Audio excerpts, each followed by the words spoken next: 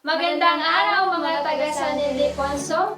Welcome muli sa aming online Bible Study. Ayan mga kapatid, kamusta po kayo? Ngayon tayo po ay magsisimula sa panibagong kabanata ng ating pag-aaral sa Biblia. Pero bago po ang lahat, kunin po muli natin ang ating mga Biblia at buksan ninyo po ang inyong Biblia sa awit 23. Ayan. Sige po, sabay-sabay tayo. Sa ngalan ng Ama, ng Anak, ng Espiritu Santo. Amen. Si Yahweh ang aking pastol, hindi ako magkukulang. Pinapahimlay niya ako sa luntiang pastulan, at inaakay niya sa tahimik na batisan. Pinapanumbalik ang aking kalakasan, at pinapatnubayan niya sa tamang daan, upang aking parangalan ang kanyang pangalan. Dumaan man ako sa madilim na libis ng kamatayan, wala akong katatakutan, pagkat ika'y aking kaagapay. Ang tungkod mo at pamalo, aking gabay at sanggalang. Ipinaghahanda mo ako ng salo-salo, nananakita pa itong mga kalaban ko. Sa aking ulo, langis ay ibinubuhos, sa aking saro, pagpapalay lubos-lubos. Kabutihan pag-ibig mo sa akin di makukulang.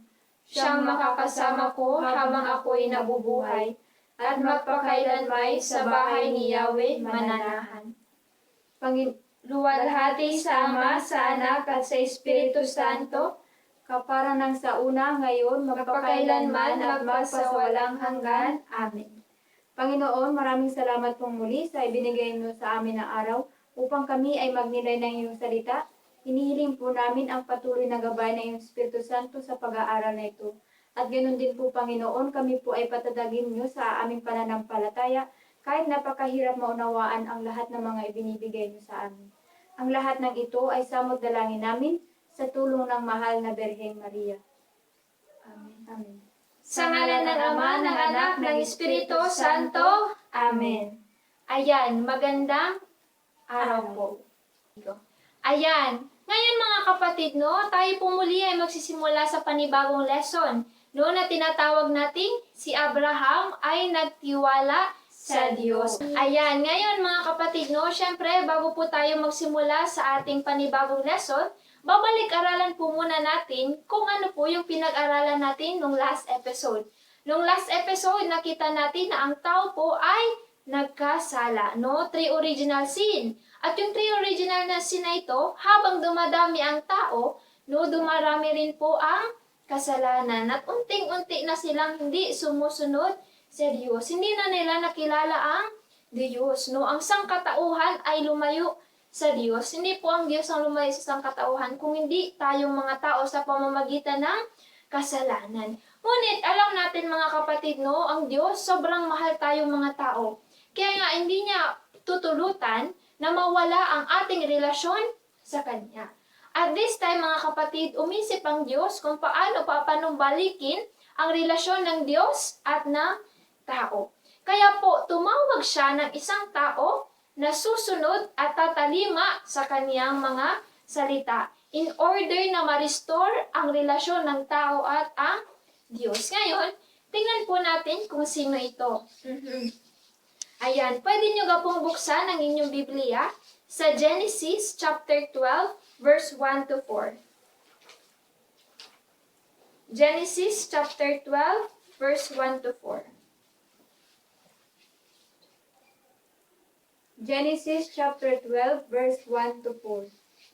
Sinabi ni Yahweh kay Abram, lisanin mo ang iyong bayan, ang tahanan ng iyong ama at mga kamag-anak, at pumunta ka sa bayang ituturo ko sa iyo. Pararamihin ko ang iyong mga anak at apo, at gagawin ko silang isang malaking bansa. Pagpapalain kita, at gagawin kong dakila ang iyong pangalan, at ikaw ay magiging pagpapala sa marami. Ang sa iyo'y magpapala ay aking pagpapalain, at ang sa iyo'y sumumpa ay aking susumpain. Sa pamamagitan mo lahat ng mga bansa sa daigdig ay aking pagpapalain. Sumunod nga si Abraham sa utos ni Yahweh. Nilisan niya ang Haran noong siya'y 75 taon. Sumama sa kanya si Lot. ang salita ng Diyos. Salamat sa Sa Diyos. Ayan, ngayon mga kapatid, no, nakilala natin kung sino yung tinawag ng Diyos para ma-restore ang relasyon ng tao at ng Diyos. At ito po ay si Abraham. Ngayon mga kapatid, no, si Abraham po, no, siya ay isang mayamang tao.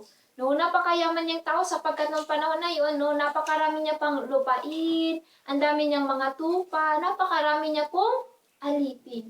Pero mga kapatid, nung panahon na yun, si Abraham po ay wala siyang anak. Ngayon mga kapatid, no, sa ating nabasa, makikita natin na one time, tinawag ng Diyos si Abraham.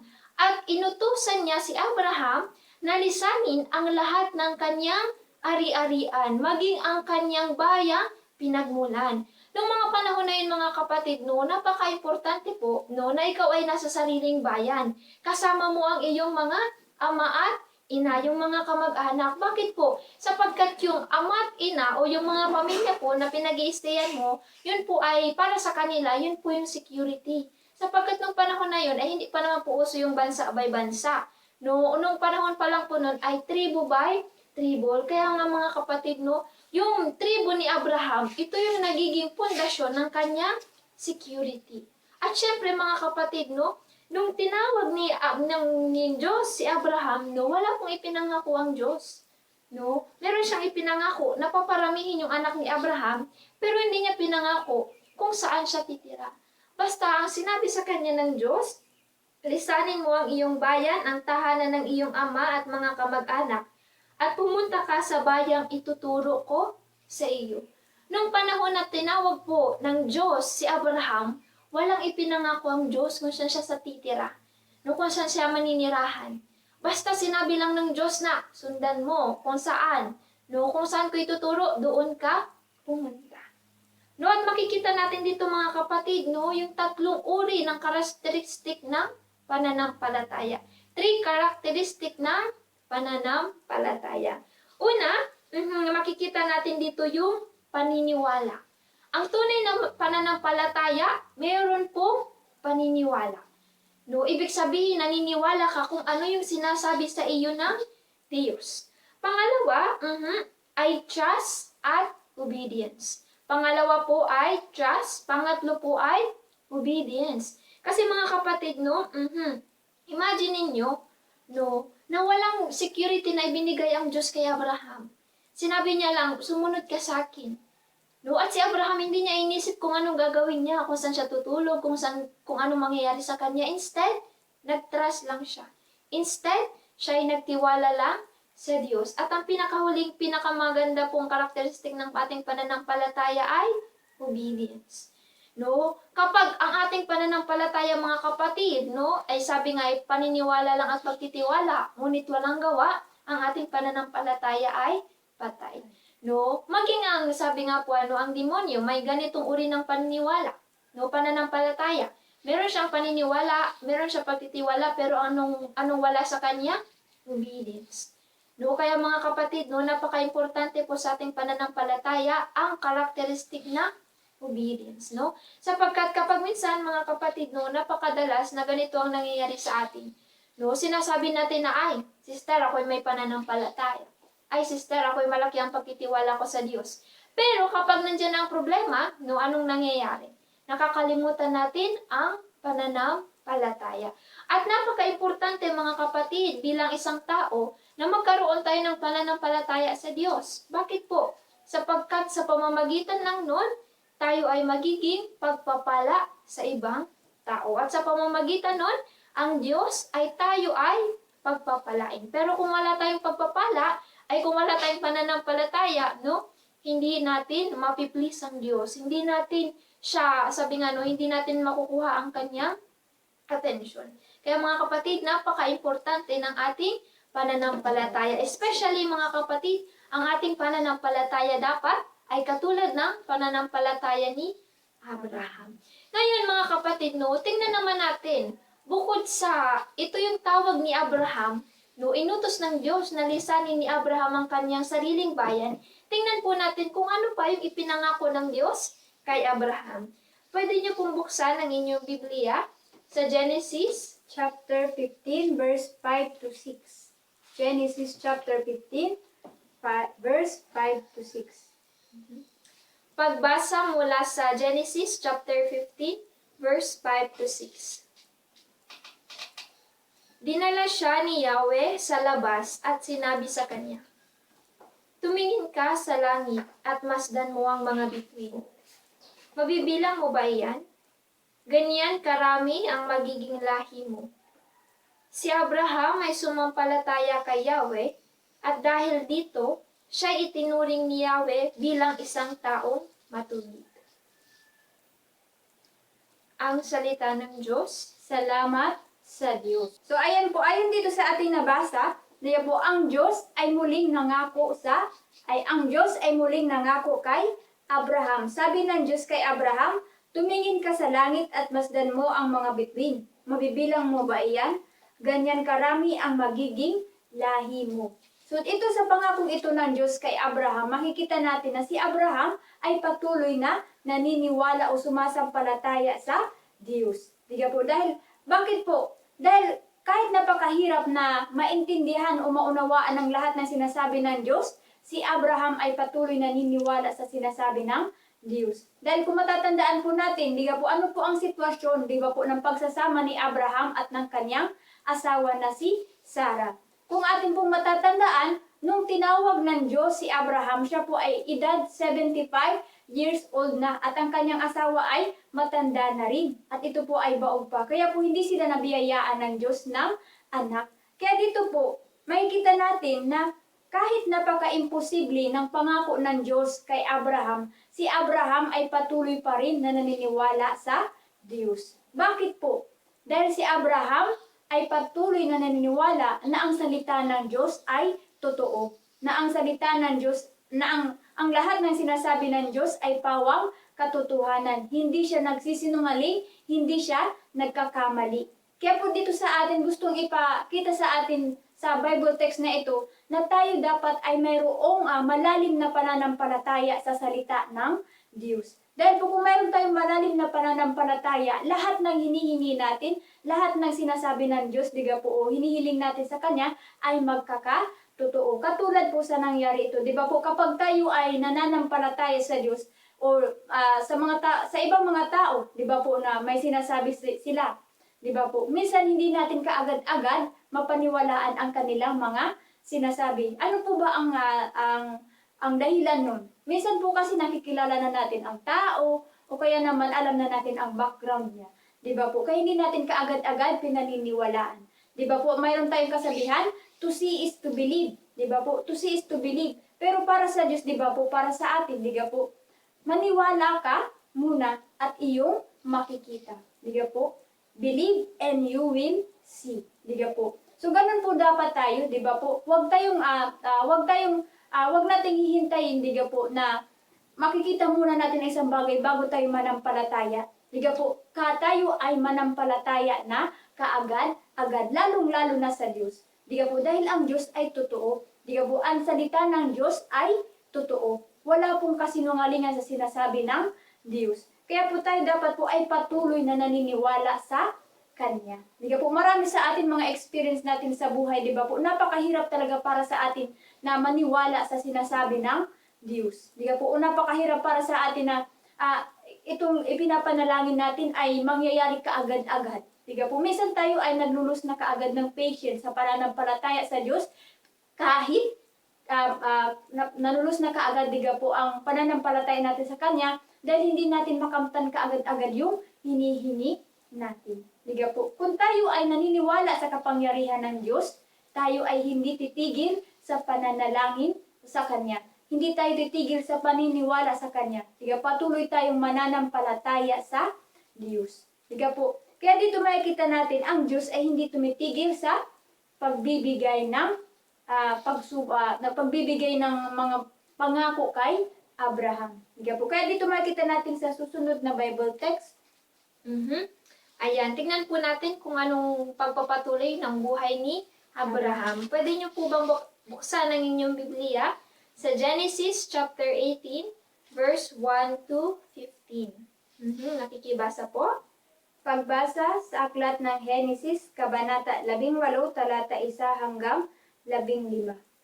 Nagpakita si Yahweh kay Abraham sa may tabi ng mga sagradong puno ni Mamre.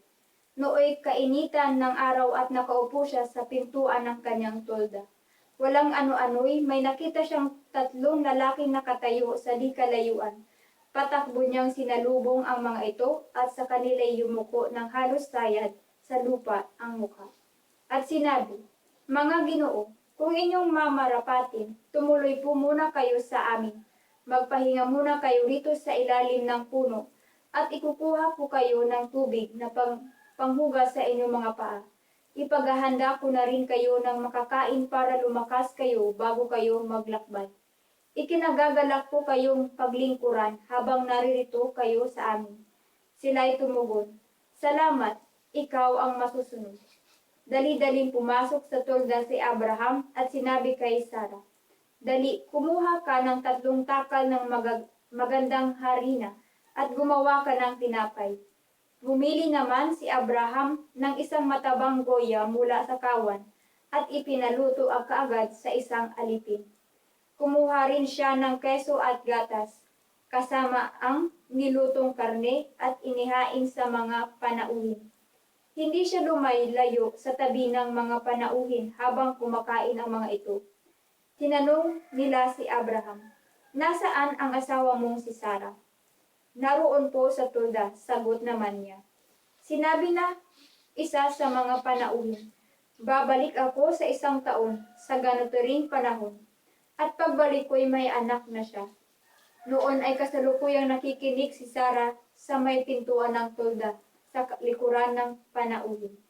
Ang mag-asawang Abraham at Sarah ay parehong matanda na at hindi na nga dinaratnan si Sarah. Lihim na natawa si Sarah at nagwika sa sarili, "Ngayong ako'y matanda na pati ang aking asawa, masisiyan pa kaya ako sa pakikipagtalik?" Bakit natawa si Sarah at nagsabi kung kailan pa siya tumanda saka siya magkakaanak? Tanong ni Yahweh kay Abraham. Mayroon bang hindi kayang gawin si Yahweh? Tulad ng sinabi ko, babalik ako sa 1 taon at pagbalik ko'y may anak na siya. Dahil sa takot nagkaila si Sarah at ang wika, "Hindi po ako tumawa." Ngunit sinabi niya, "Huwag ka nang magkaila, talagang tumawa ka." Ang salita ng Diyos. Salamat sa Diyos. Ayan, ngayon mga kapatid, no, atin pong makikita, no, na si Abraham ay binisita po ng 3 lalaki, no? 3 lalaki. Sabi nila po, ano, ito po ay sumisimbolo sa Holy Trinity. Pero bukod doon mga kapatid, no, kung inyong mapapansin sa ating lesson na ito na po yung pangatlong beses na ipinangako ng Diyos na si Abraham po ay magkakaanak. Una, yung kaunahang Bible study. Pangalawang beses, yung Genesis chapter 5, verse 5 to 6. At ngayon po is yung Genesis chapter 18, verse 1 to 15. No, 3 beses po ipinangako ng Diyos yung pagkakaroon ng anak ni Abraham. At mga kapatid, no, noong mga panahon na ito, si Abraham po ay siguro 99 years old na. Imagine nyo mga kapatid, no, si Abraham, lumisan siya, una siyang pinangakuan ng Diyos, siya ay 75 years old. At siya po'y nagkaanak, sabi dito sa 1 taon, ibig sabihin po siya ay nagkaroon ng anak ng 100 years old. At imagine yung mga kapatid, no? 25 years sinintay ni Abraham ang pagsilang ng kaniyang anak. At dito mga kapatid, kung makikita natin at kung ating mapapansin sa Bible text, nung siya ibinisita, nung 3 lalaki, si Abraham, wala po siyang pag-atubili. Anong ginawa niya? Pinapasok niya at lahat niya ipiniprepare para sa kanyang bisita. No, lahat niya ipinaghanda niya ang Diyos, no? Lahat ng pwedeng ihandog sa Diyos, inihandog niya. No, oho. Para dito makikita natin mga kapatid, no, doon sa kilos ni Abraham, makikita natin pa rin yung pananampalataya niya. Bakit? Kasi hindi siya nawawala ng pananampalataya sa Diyos na ibibigay ng Diyos yung kanyang pangako. Sapagkat alam niya, no, katulad nga po sa verse 14, ang sabi, meron bang hindi kayang gawin si Yahweh? Sapagkat alam niya na ang Diyos ay makapangyarihan. Kaya naman, hindi siya napapagod na manampalataya, hindi siya napapagod na maniwala sa kung ano ang sinasabi ng Diyos. Kaya kahit 25 years siya naghintay, no, walang kupas ang kanyang pananampalataya. At the same with us, mga kapatid, no? Ang Diyos, maaring ating personal experience, no, kapag tayo may hinihiling sa Diyos, no, hindi siya magic, mga kapatid, no. Hindi natin masasabi na kapag humiling tayo sa Diyos, pagkasabi na sa Diyos, ayan na, Lord, gusto ko po magkaroon ng bahay. Siyempre, pagkagising natin, wala pa rin yung ating bahay. Hindi po, no? Ang pangako ng Diyos ay pinufulfill niya po little by little. Hindi sa isang iglap, no? Pero sa mahabang panahon, sa kanyang tamang panahon. Sapagkat ang Diyos, mga kapatid, no, sabi nga po, 3 lang ang sagot niyan. Oo, hindi, teka lang, wait ka muna. No, ganun po palagi ang sinasagot sa atin ng Diyos. Kaya nga mga kapatid, no, kung tayo man ay merong hinihiling sa Diyos, kailangan natin ng patience. Pero syempre mga kapatid, yung patience natin hindi dapat 2 weeks, sister, nagdubay na ako kay San Ildefonso, hindi pa rin binibigay sa akin ng Diyos yung yung aking kahilingan, o di kaya ay, sister, kami naman ay palagi nagro-rosaryo, bakit kaya hindi pa rin binibigay ng Diyos ang aking kahilingan? Hindi po. No? Requirements, no? In order na ma-fulfill ng Diyos ang pangako niya o yung ating minimithi, kailangan natin ng pananampalataya. No? Pananampalatayang merong kasamang tiyaga. Kasi dito si Abraham, mga kapatid, no? Nung nakita niya, nung binisita siya ng Diyos, anong ginawa niya? Ginawa niya yung lahat. No, para ipag-prepare, para ma-welcome ng maayos itong bisita niya. The same with us, mga kapatid, no? Kailangan natin maging well-prepared in order for us na fulfill kung ano yung hinihingi natin sa Panginoon. Oho. Ngayon, mga kapatid, no?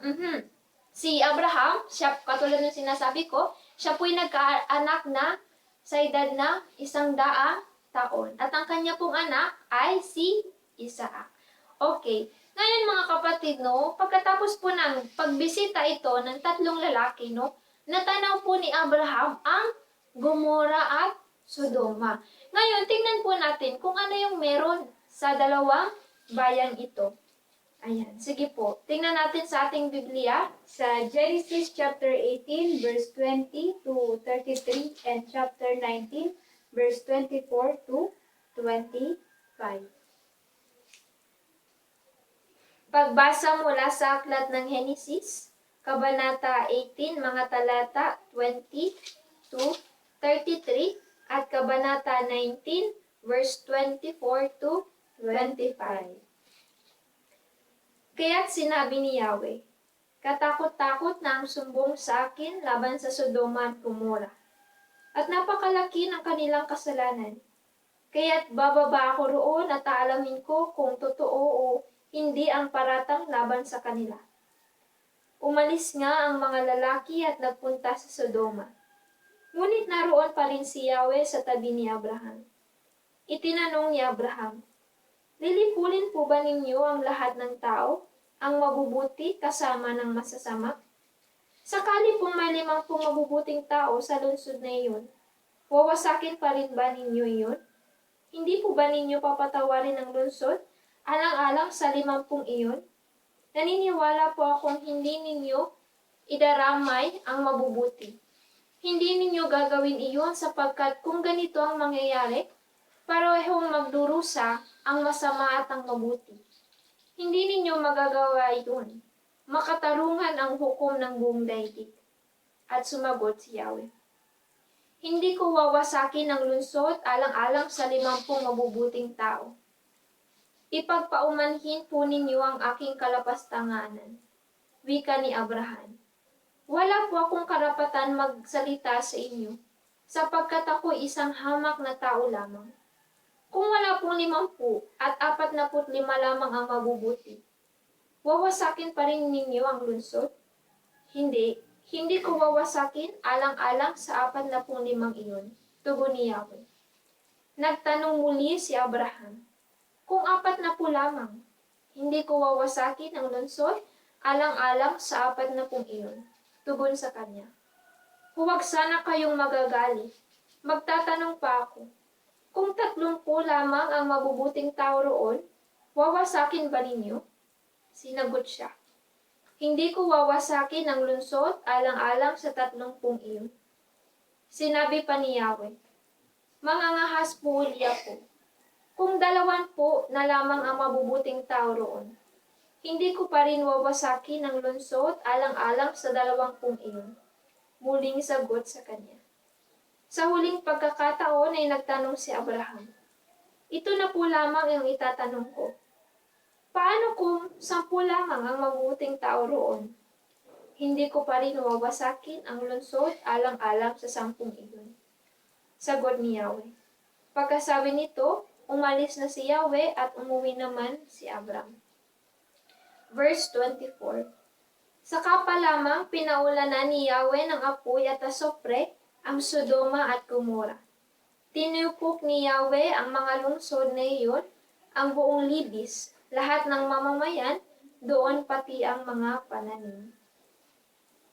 Ang salita ng Diyos. Salamat sa Diyos. So pagkatapos po na bisitahin ni ng 3 lalaki si Abraham, sila ay tumungo sa Sodoma at Gomora. Pero hindi po itinago ng Diyos kay Abraham ang kanyang plano tungkol sa Sodoma at Gomora. Bakit po? Dahil sabi ng Diyos, magiging parte ng malaking pagbabago si Abraham balang araw. Diga po, siya ay magiging isang ama ng malaking bansa. Kaya ito pong mangyayari sa Sodoma at Gomora o plano ng Diyos sa Sodoma at Gomora ay hindi itinago ng Diyos kay Abraham. Kaya ikinuwento ng Diyos kay Abraham kung ano ang kanyang gagawin. Diga po, ang sabi dito, lilipulin ng Diyos ang Sodoma at Gomora dahil sa sobra nitong kasamaan. Pero anong ginawa po ni Abraham? Siya po ay nakiusap sa Diyos. Siya po ay nanalangin sa Diyos na sana po kung mayroon pong 50 lamang na mga tao na matutuwid doon sa Sodoma at Gomora,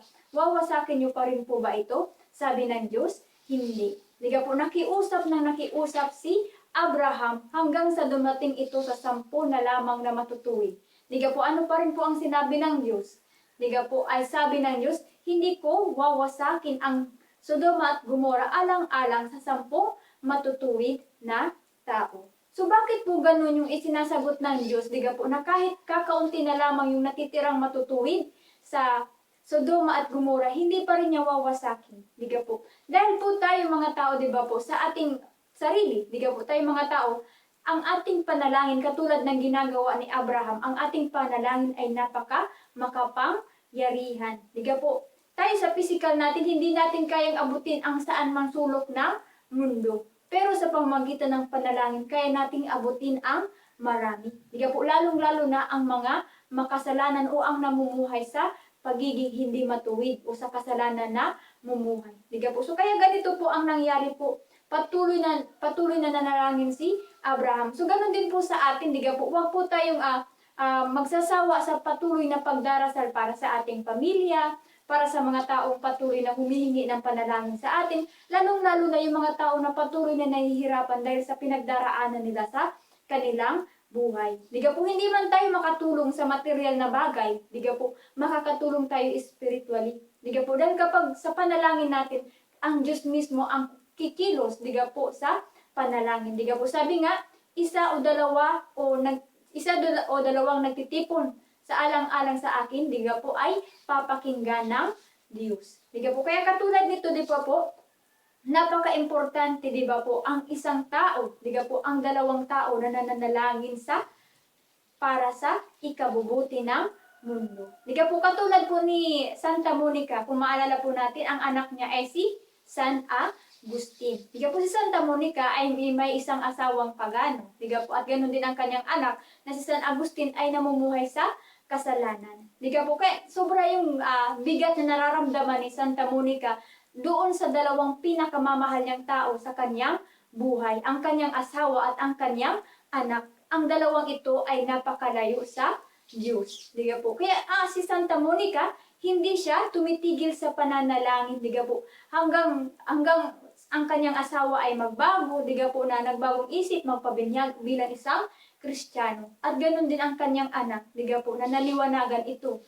Diga po, naging pari, naging bishop, diga po, at naging santo po ang kanyang anak dahil sa kapangyarihan ng panalangin, diga po. Kaya dito makikita natin, diba po, ilang taon na nagdasal si Santa Monica. Diga po, 20 taon. Napakatagal ang hinintay ni Santa Monica para ang kanyang asawa at ang kanyang anak ay magbago. Di ka po? So, ganun din sa atin, gawin nating halimbawa sa Santa Monica. Di ka po? Kung meron din tayo sa ating mga pamilya na alam natin, di ka po, na ito ay nalalayo sa Diyos. Di ka po? Huwag po tayong titigil na maniwala na ang Diyos, na ibibigay ng Diyos ang ating mga panalangin. Di ka po? Lalo na sa panahon ngayon, di ka po, sa panahon ng pandemic, di ka po, tayo ay sinusubok ng Diyos. Di ka po? Huwag tayong titigil na manalangin sa Diyos. Maniwala tayo na tayo ay patuloy na tutulungan niya. Di ka po? Katulad ni Abraham. So, dito po sa ating kwento na binasa, di ka po, ang Diyos ay,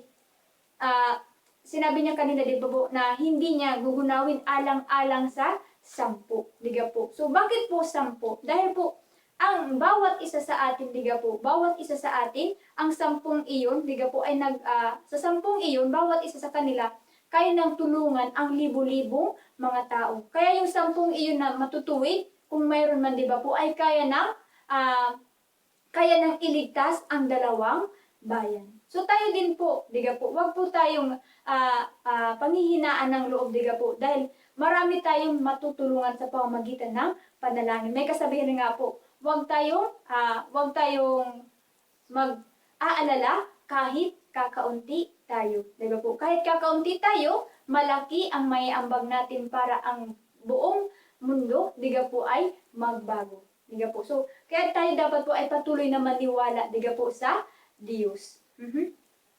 So, susunod po di sa Bible text natin, pakikibasa po sa Genesis chapter 22 verse 1 to 18. Genesis chapter 22 verse 1 to 18. Pagbasa mula sa Genesis, Kabanata 22, verse 1 to 18. Pagkalipas ng ilang panahon, sinubok ng Diyos si Abraham. Tinawag siya ng Diyos, Abraham. Narito po ako, tugon naman niya.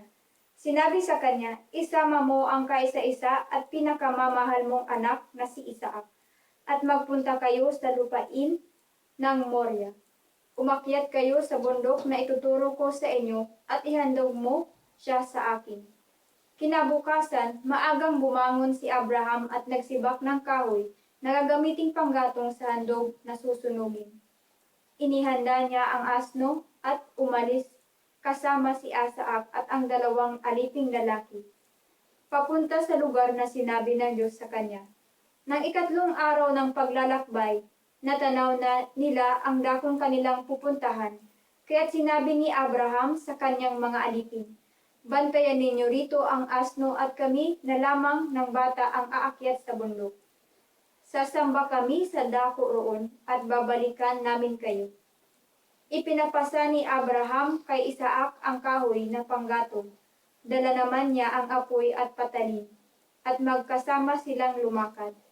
Tinawag ni Isaac ang pansinang ama. Ama, ano iyon anak? Tugon ni Abraham. Mayroon na tayong apoy at panggatong, ngunit nasaan ang tupang ihahandog? Tanong ni Isaac. Sumagot si Abraham, anak, ang Diyos ang magbibigay niyon.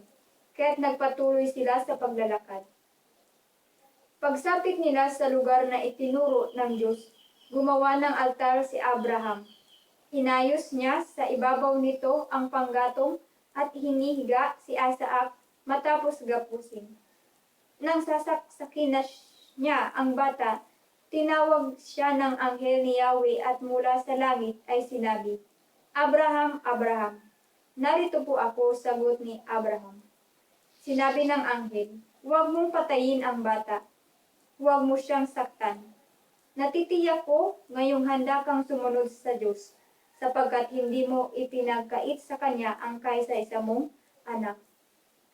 Paglingon niya, may nakita siyang isang lalaking tupa na ang mga tungay ay napasabit sa mga sanga ng kahoy. Ito ang kinuha ni Abraham at inihandog sa halip na ang kanyang anak. Kaya't ang lugar na iyon ay tinawag ni Abraham na si Yahweh ang nagkakaloob. At pagpahanggang ngayon, sinabi ng mga tao, sa bundok ni Yahweh ay may nakalaan. Mula sa langit, nagsalitang muli kay Abraham ang anghel ni Yahweh.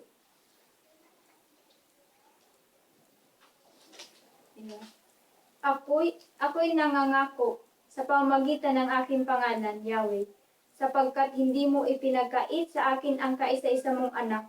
Pagpapalain kita, ang lahi mo'y magiging sindami ng bituin sa langit at ng buhangin sa dagat. Sasakupin nila ang mga lungsod ng kanilang mga kaaway. Sa pamamagitan ng iyong lahi, pagpapalain ang lahat ng bansa sa daigdig, sapagkat sinunod mo ang aking utos, ang salita ng Diyos. Salamat sa Diyos. Okay. Ngayon mga kapatid, no, dumating ang pagkakataon na si Abraham po ay muling sinubok ng Diyos. Sinubok ang pananampalataya ni Abraham. At sa pamamagitan ng ano po? Sa pamamagitan ng ano? Papatayin, paghahandog ni Isaac kay Yahweh. Imagine nyo mga kapatid, no? Sinabi dito ni Yahweh sa verse 2, sinabi sa kanya, isama mo ang kaisa-isa at pinakamamahal mong anak na si Isaac. At imagine nyo mga kapatid kung gaano kabigat yung naramdaman ni Abraham nung narinig niya itong mga salita na ito galing sa Diyos. Maaring nag-question siya sa Diyos. Maaring tinanong niya ang Diyos, Lord, no? Pagkatapos ng mahabang pagkakataon, mahaba kong paghihintay, para pagdating niyang aking anak na ito, kukuhain mo lang pala sa akin sa huli. No, matapos kong iwan yung mga aking kayamanan, ang aking lupang kinalakihan, sa huli pala, kukunin mo lang kung ano yung ipinangako mo sa akin. Pero makikita natin dito mga kapatid, si Abraham, walang reklamo. No, hindi siya nagreklamo sa Diyos. No, hindi niya tinanong ang Diyos, hindi niya sinumbatan ng Diyos. Instead, sinunod niya lang. Bakit mga kapatid? Sapagkat ang pagmamahal ni Abraham sa Diyos ay mas malaki kaysa sa pagmamahal niya sa kanyang anak. Although mahal niya yung kanyang anak, sabi nga dito pinakamamahal, pero mas malaki ang pagmamahal ni Abraham sa Diyos. Kaya nakaya niyang ihandog si Isaac. Imagine nyo mga kapatid, no? At dahil dito mga kapatid, no, nakita ni Yahweh ang malaking pagmamahal ni Abraham para sa kanya, para sa Diyos. Kaya ano nangyari? Hindi niya pinahandog. No, hindi pinandog. Ano kayang nangyari, no, kung si Abraham hindi hinandog ang kanyang anak? Maaring ginawa talaga ni Yahweh si Isaac. Diba? Pero dito, hindi. At dahil din mga kapatid, si Abraham po ay tinatawag nating ama ng pananampalataya. Dahil sa napakalaking pananampalatayang ipinakita niya sa Diyos. At ganoon din mga kapatid, no? Ano kaya? Sa atin kaya, kapag hinilang ng Diyos kung ano yung pinakamahalaga at pinakamamahal natin, kaya natin kayang ibigay sa Kanya? No? Kaya natin kayang i-offer sa Kanya? No? O hindi natin kaya? No? Depende sa ating laki ng pananampalataya sa Diyos. Pero mga kapatid, no, tayo minsan dumarating talagang pagkakataon na sinusubok ng Diyos ang ating pananampalataya. Pero hindi para patunayan natin o hindi para paglaruan lang tayo ng Diyos. Kung bakit ang Diyos nagsusubok sa isang tao is para masanay tayo. No, para lumago yung ating pananampalataya. Siyempre, kung walang pagsubok, kung walang paghihirap, no, paano tayo mag-grow? Paano lalaki yung ating pananampalataya sa Diyos kung ang lahat ng bagay ay easy lang or kalmado lang o madali lang? No, syempre, hindi natin may enlarge yung ating puso at the same time yung ating pananampalataya. Kaya nga ang Diyos, kapag sinusubok tayo, isa lang ang ibig sabihin nun. Gusto niya tayong maging banal. No, gusto niya tayong maging matatag. Kasi paminsan tayong mga tao ganito ang nagiging problema, ano? Kapag mayroong pagsubok, ang tendency, nawawala ng pananampalataya. No? Kapag may malaking pagsubok, pero hindi. No? Tularan natin si Abraham na ang mga pagsubok ay palagi niyang hinaharap ng may pananampalataya. Kaya sa huli, siya ay nagiging pagpapala. Siya ay naging pagpapala, hindi lang sa kanyang pamilya, maging sa ating lahat. No? Maging sa ating lahat ngayon. At dito rin mga kapatid, no, makikita natin na although, no, siguro ng mga panahon na ito, si Abraham ay balisang-balisa. Ikaw ba naman, hilingin sa'yo ng Diyos, yung nag-iisang mong anak, na pinaghirap-hirapan mo, no? Na pinaghintay-hintay mo bago sa'yo bigay ng Diyos. No, pero dito makikita natin, although sabi nga, no, maraming problema, may problema, pero ang Diyos still, kaya niyo makapag-bless. Kaya niya pa rin tayong pagpapalain. Although merong mga problema ang Diyos, kaya tayong bigyan ng pagpapala. Kunyari ngayon, pandemya. No, pandemic ngayon, maraming mga tao ang nagugutom, maraming mga tao ang nahihirapan, maraming tao walang problema. No, maraming mga bata na nahihirapan sa school. No, lahat problema. No, pero sabi nga, no, makikita pa rin natin kung paano ang Diyos nagpapala. No, opo. Kaya syempre, bago tayo magtapos sa ating pag-aaral mga kapatid, mag-iniwan po muli tayo ng isang tanong na ating nilayan, no? Paano ko mapapalago ang aking pananampalataya, no? Paano natin mapapalago yung ating pananampalataya na katulad nitong kay Abraham? Sapagkat itong gantong klaseng pananampalataya ang kinakailangan natin mga kapatid, especially ngayon na may pandemya. Ganito, katulad ng pananampalataya ni Abraham. Kaya, paano ko magagawa o paano ko mapapalago pa ang aking pananampalataya sa Diyos, no? At syempre po, bago tayo magtapos ang ating aralin, hilingin po natin ang intercession ng ating Ina. Sabay-sabay po tayo sa ngalan ng Ama, ng Anak, ng Espiritu Santo. Amen. Aba, Ginoong Maria, napupuno ka ng grasya, ang Panginoong Diyos ay sumasa iyo. Bukod kang pinagpala sa babaeng lahat at pinagpala naman ang iyong anak na si Jesus. Santa Maria, Ina ng Diyos, ipanalangin mo kaming makasalanan, ngayon at kung kami mamamatay. Amen. Maria, mapagampon sa mga Kristiyano, Ipanalangin mo kami. San Ildefonso, Ipanalangin mo kami. sa ngalan ng Ama, ng Anak, ng Espiritu Santo. Amen. Mga taga San Ildefonso, Santo Misyonero, tagapangalaga ng kalikasan.